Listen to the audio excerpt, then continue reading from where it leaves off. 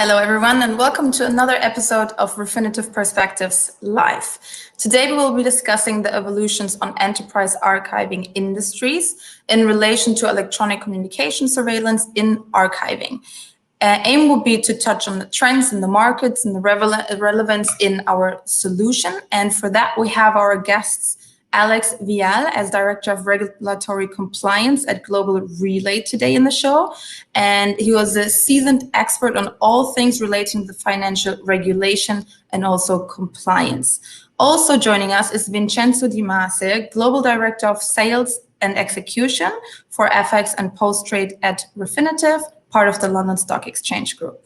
Welcome to the both of you. Thanks, Shahad. Thanks for joining us, Vincenzo. And welcome, Alex. Hello, Shahad.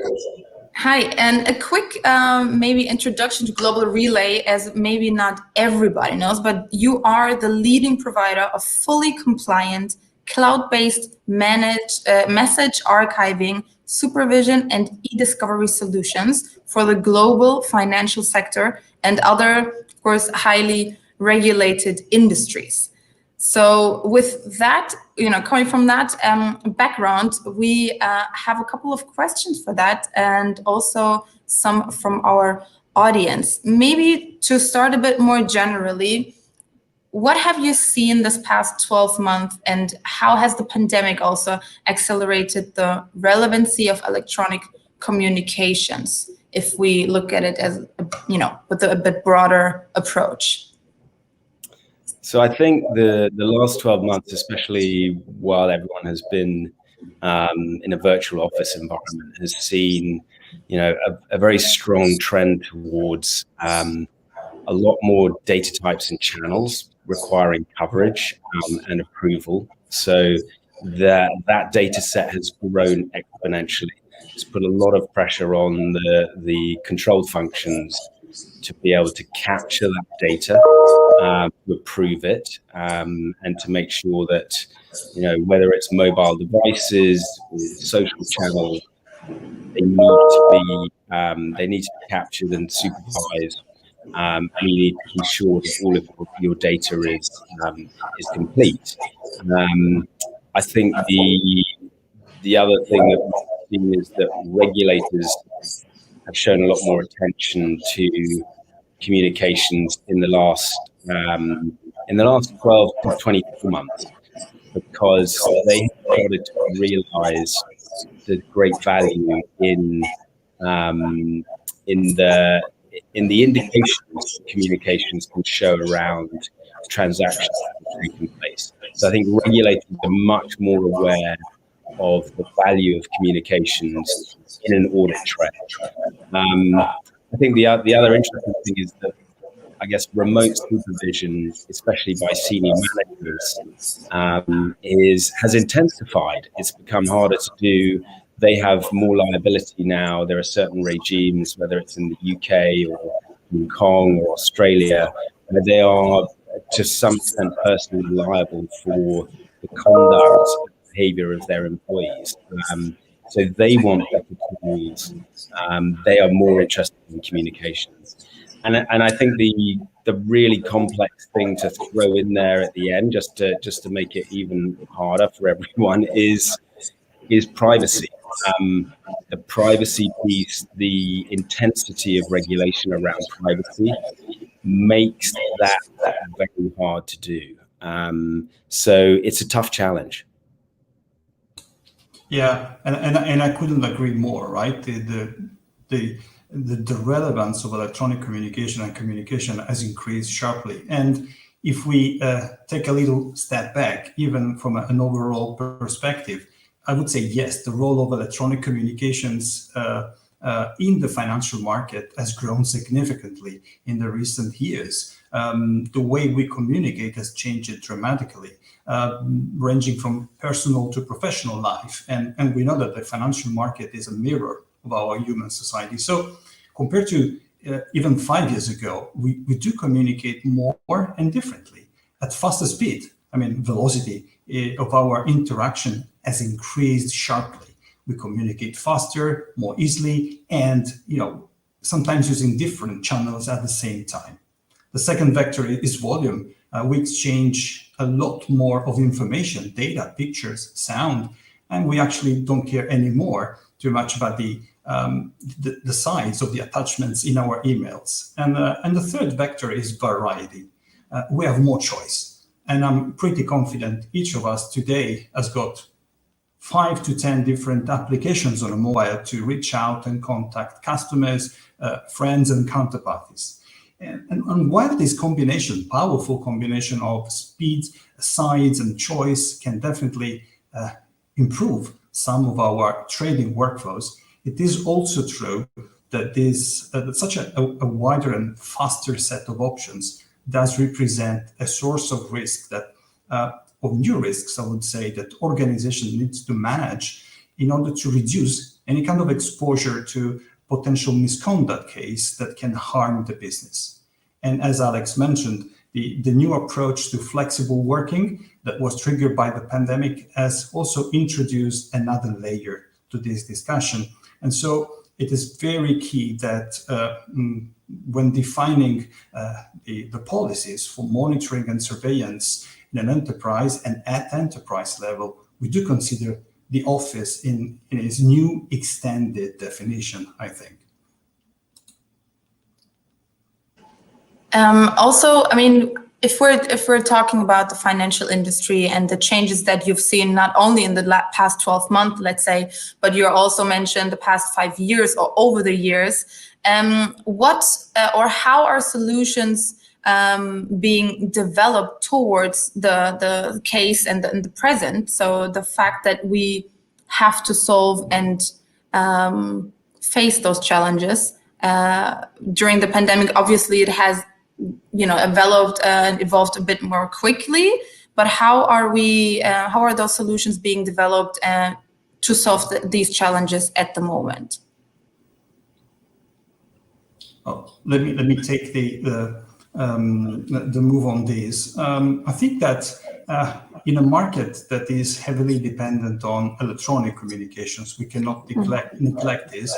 With access to liquidity which is fragmented across a number of venues and trading platforms, I think the concept of archiving is common sense, right? We need to record, we need to archive, not just what we trade, but also what we communicate around those trades. And this practice is also driven, as Alex mentioned, by regulators and regulation. There is a big push on the concept of transparency and traceability of communications to achieve a safer and more robust financial market. So as we already said lightly, the record keeping rules are already there and well established across jurisdiction. I think archiving from 5 to 7 years is kind of a common thing across jurisdiction. Privacy rules, the same importance and the same relevance across jurisdictions. But archiving, to answer your question, is just the first required step. And you would agree with me that having the opportunity to analyze better that bigger flow of data can also become an important source of additional value, especially when leveraging technology and moving from simple archiving, potentially across fragmented databases, each for a database for each of the data source you use, into a consolidated approach, a consolidated database, which allows proactive monitoring to detect and prevent opportunities for misconduct other than just archiving and use the archive whenever it's needed. Yeah, I completely agree with Vince. I think people are asking a lot more from their data and their systems than they ever dreamt they would be able to achieve 3 years ago.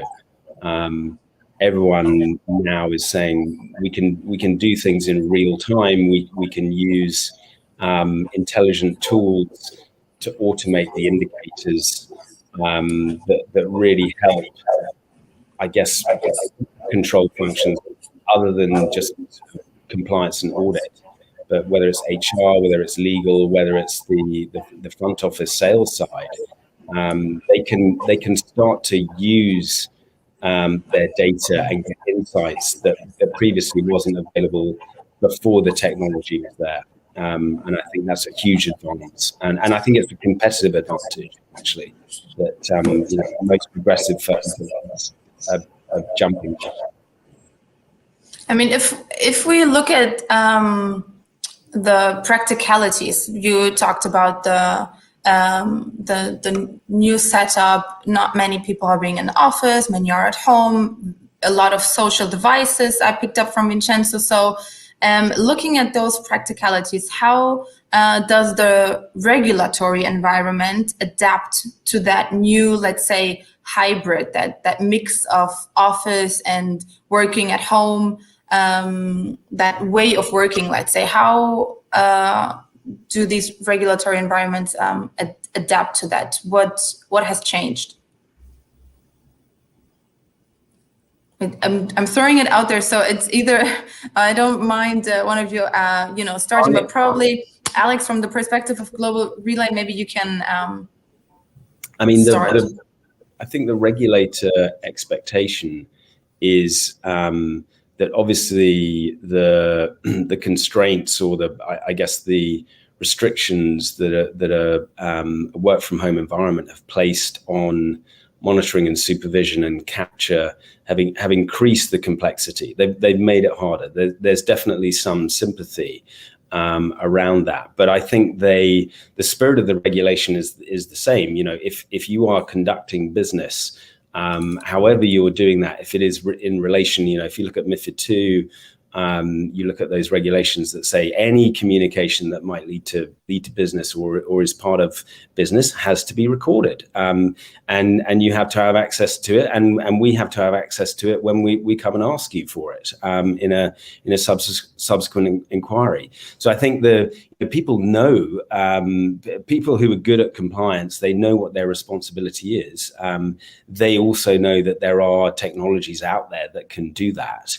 And so it's kind of like an arms race, I think, where people are saying, we want to win the business, we want to do the business. We need these extra channels, we need these extra data types. But compliance have got to make sure that we're safe. We are going to cover these things. We are going to capture them. We are going to be able to supervise and monitor them. And those are the backstops that have to be there. So I think the market moves ahead, and the regulators say, hey, the principles and spirits are behind the regulation is still there. So you might be using lots of new ways to communicate and trade, but you've still got to respect the regulatory environment. Yeah, great points. And I would add two comments here. Regulators are paying a lot of attention to this, right? To the working from home. Just to give you one example, in the UK, the FCA in January issued the Market Watch, right, number 66, and they set clear expectations for firms on recording telephone conversations. Okay, we all agree, but also electronic communications when alternative working arrangements are in place, including the increased house working or home working, let's put it this way. So there is a response from an indication in guidelines from regulators, and this being one example. Overall, I would say regulations have been shaping and are shaping the financial market since the global financial crisis at a faster speed, right? Regulators have been a great catalyst for new, improved workflows in trading, but also in compliance and surveillance workflows. We mentioned before MiFID II, but there are examples even outside Europe, right? In Asia, in the States, and the level of scrutiny is pretty high, right? This week we heard from the press about the National Future Association charging one primary broker in the US for a potential violation of compliance rules when it comes to the recording of the voice component related to a trade done 1.5 years ago, and also a potential charge on the lack of governance around the monitoring and surveillance system. So what I would say is, if we combine the good common sense of archiving, the amount of rules in place, the level of scrutiny of regulators around the globe and how international our business are and interconnected, having a proper enterprise level e-com surveillance system, it becomes a real need. And it's not just about rules. Life is also made of conduct and ethics, and the emergence of the growing importance, I would say, of industry codes of conduct is a big trend, right? And those codes of conduct suggest a very similar approach when it comes to the common practices of archiving, but also monitoring electronic communication. The FX Global Code of Conduct could be considered one big and most important example, if you want, of those industry codes of conduct and the relevance that they are getting into the financial market. Looking at those regulatory changes and regulatories in general, what challenges does it bring from a data privacy perspective? Because there must be a couple of challenges during all those, within all those changes. Maybe Alex, you can also touch. I believe you can touch on that. What challenges does this bring? Well, I mean, the privacy picture, data security has just got. I mean, the regulation has intensified and is just increasing. You probably have the original sort of. The original pillar of modern privacy could be GDPR, which was an EU directive-driven standard, which has driven a lot of the regulatory change that you see around the world. So even the California Consumer Privacy Act has a lot of similarities to GDPR. And it's a very I think it's an issue that people. Consumers and actually corporates as well are beginning to understand how important it is, and it's going to be. I mean, it's going to be the source of a lot of litigation.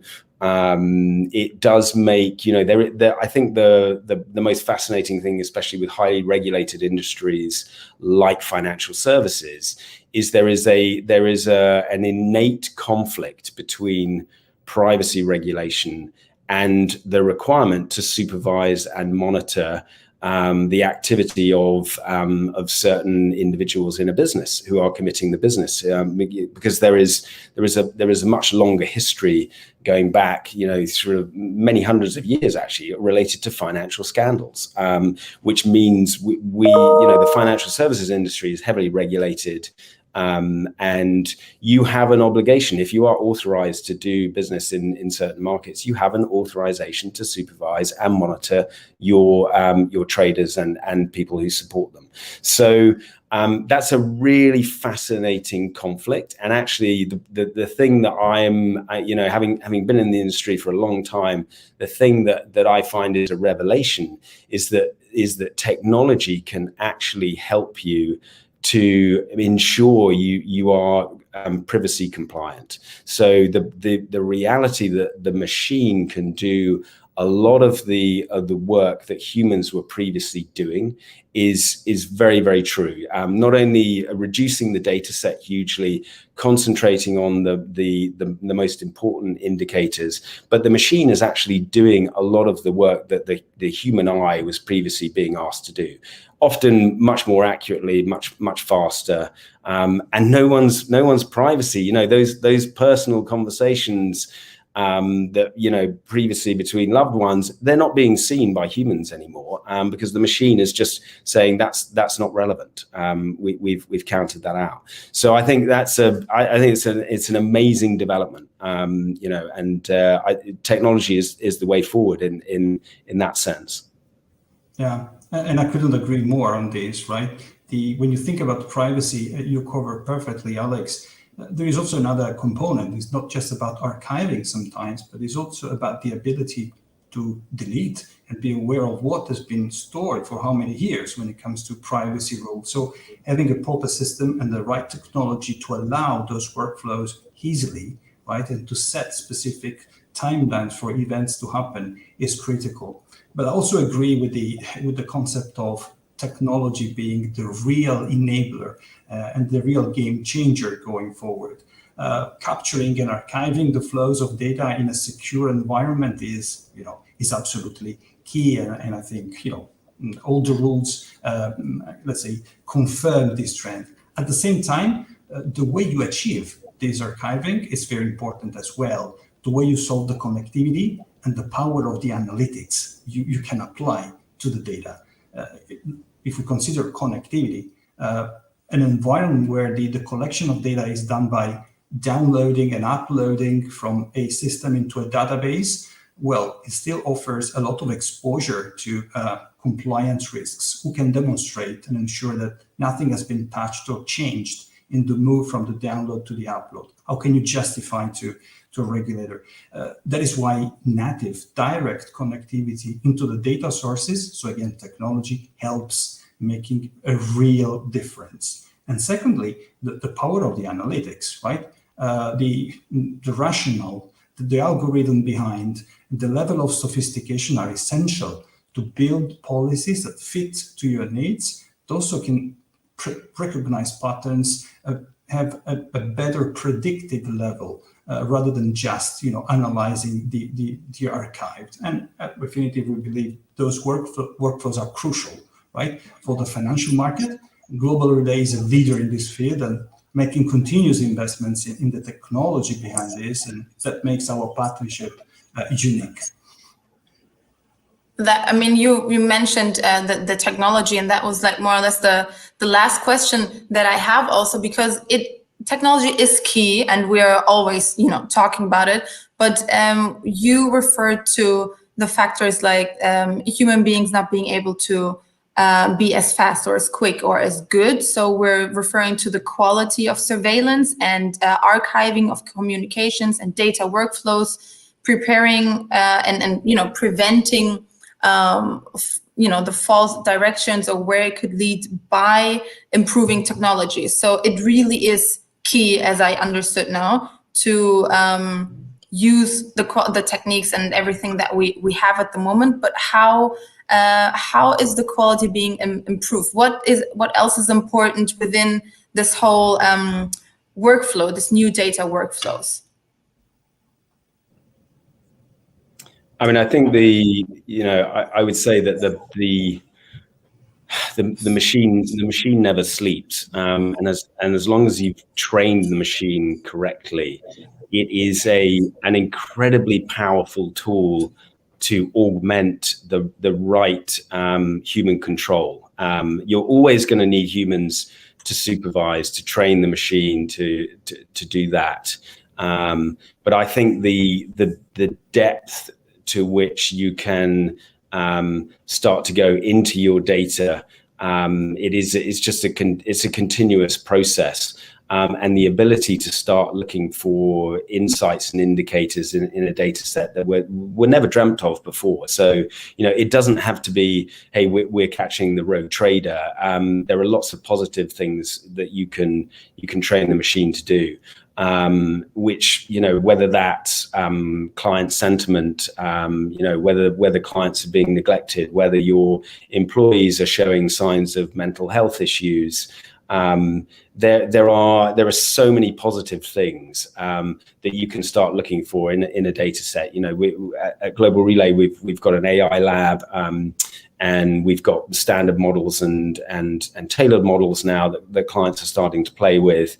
And there are, I think across an enterprise, the functions who previously saw no real value in data are starting to use these tools to really help the day-to-day things that they're doing. So it's not only helping with existing workflow, it's actually improving the quality of what they're learning and how they can react to that. So I just think it's a very exciting time to be using technology.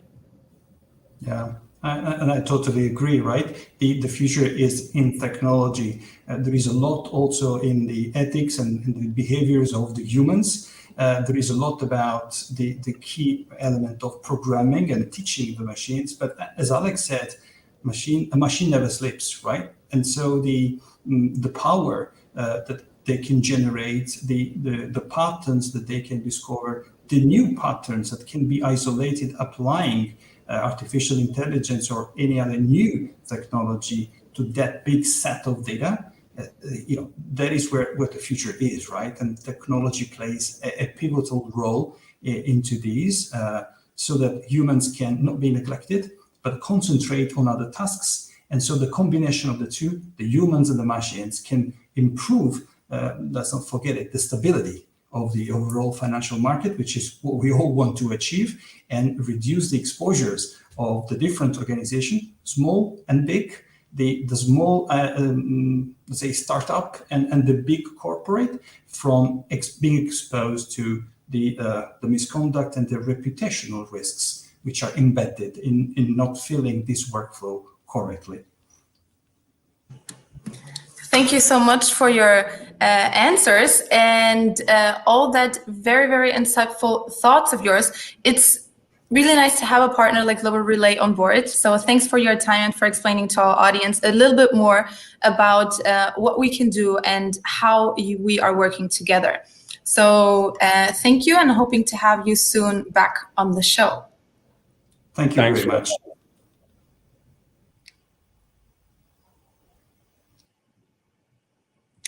And if you would like to learn more about Refinitiv Compliance Archive, you can also request more information and speak to the team using the link posted in the comments just now.